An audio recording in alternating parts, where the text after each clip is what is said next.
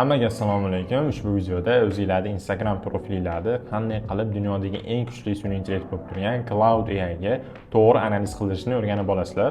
Bu ish orqali sizlar o'zingizlarning Instagram profilingizda yoki Instagramdagi o'zingizlarning raqobatchilarda yo bo'lmasam o'zingizlarning biznesingizda ishlab turgan SMM komandangizni ishini tekshirib olishingiz va ularning ishini keyingi bosqichga olib chiqish uchun yaxshigina xulosalarni olishni o'rganib olasiz. Hozirgi kunda ko'pchilik Instagram profilini shunchaki screenshot qilish orqali va uni ChatGPT ga yoki boshqa sun'iy intellektlarga berib o'zini profilini analiz qilishga uranyapti.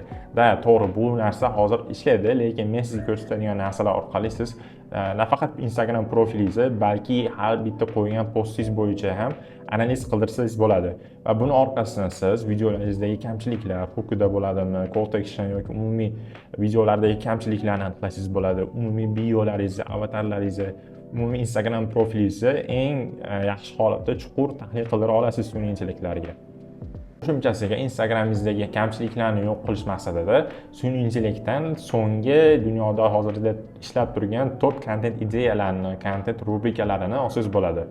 Instagramingizda to'g'ri analiz qildirishdan oldin birinchi bo'lib sizlarga Cloud AI akkaunt kerak bo'ladi. Shu podpiskasini oladigan bo'lsanglar, sizlarga yana ham yaxshiroq holatda ishlab beradi.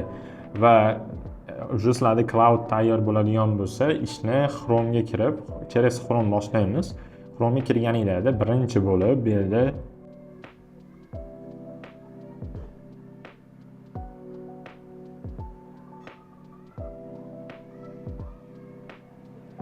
Chrome ga kirganingizda bu yerda birinchi bo'lib sizlar bu yerdan Chrome Store deb turib qidirishinglar kerak bo'ladi.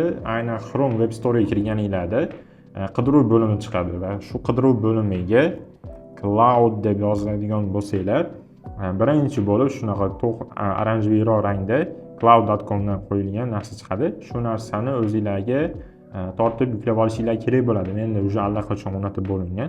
Shu narsani o'rnatib olganingizdan keyin sizlar bemalol Cloud yordamida Instagram profilingizda analiz qildirsanglar bo'ladi. Buning uchun bu joyni o'rnatib bo'lganingizdan keyin keyingi qilinadigan ish bu Instagram profilingizga aynan shu Chrome brauzer orqali kirishinglar kerak bo'ladi.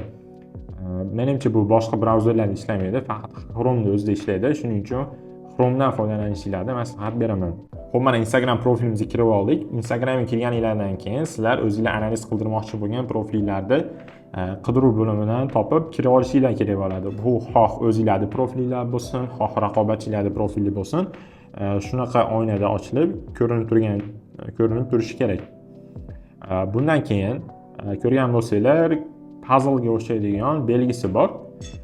Shuni ustiga ezadigan bo'lsanglar, bu yerda Cloud oynasi ochilib qoladi. Agar sizlarda ochilmagan bo'lsa, bundan oldingi Chrome Store'da to'g'ri o'rnatdinglarmi, o'rnatildimi yoki yo'qmi, shu narsani bitta tekshirib qo'yinglar. Chunki bu narsani o'rnatsanglar, ko'rib turganinglardek, Chrome'ingizda har qanday veb-saytning ichida Cloudni ochsanglar bo'ladi.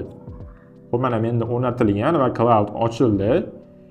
Va Cloudga men videoda pastda kommentariyasiga berib qo'ygan shu maxsus promptni yozsanglar bo'ladi. Va bu prompt yordamida sizlarga analiz qilib o'zbek tilida javoblarini beradi. Shu promptni berganingizdan keyin Cloud AI sizlarga qanday qilib bu profilni yana ham rivojlantirish sirlarini, kamchiliklarini va yangi content ideyalarini berib o'tadi.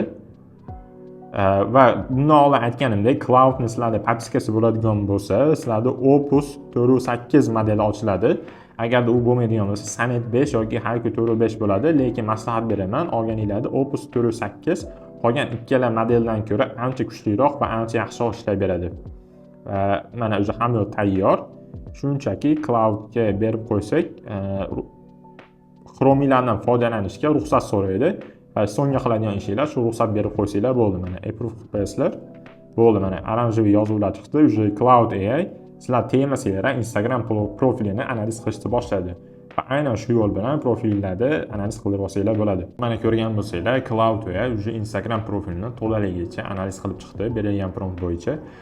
Bu yerda umumiy obunachilarning soni va profilni auditini aytib o'tib ketgan. Qo'shimchasiga uni kuchli tomoni va kuchsiz tomonlarini ham yozib ketdi.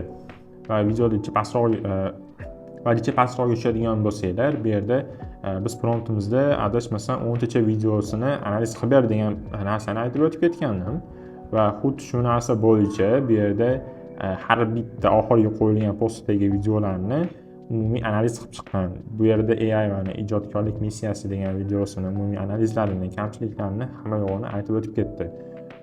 Bitta narsani e'tiborga olishinglar kerak. Cloud AI Instagram'dagi profilni to'laligicha Instagramda bitta narsani inobatga olishinglar kerak. Cloud AI Instagram'dagi videolar analiz qila olishi uchun ularda manaqa caption, ya'ni shu gapirganinglarda matni chiqib turgan bo'lishi kerak. Captionni bo'lmasa analiz qilishga qiynaladi. Va ko'rib turganinglardek bu yerda analizlarni qilib olib, qo'shimchasiga shu profilni yana ham rivojlantirgani, o'zini kontent ideyalarini, ya'ni rubrikalarini aytib o'tib ketgan. Agarda shu narsalarni qilishga qiynaladigan bo'lsanglar, sizlar va qanaqadir savolinglar bo'ladigan bo'lsa, bemalol Instagram profilimga aloqaga chiqsanglar bo'ladi. Har qanday savolinglarga javob berishga harakat qilaman.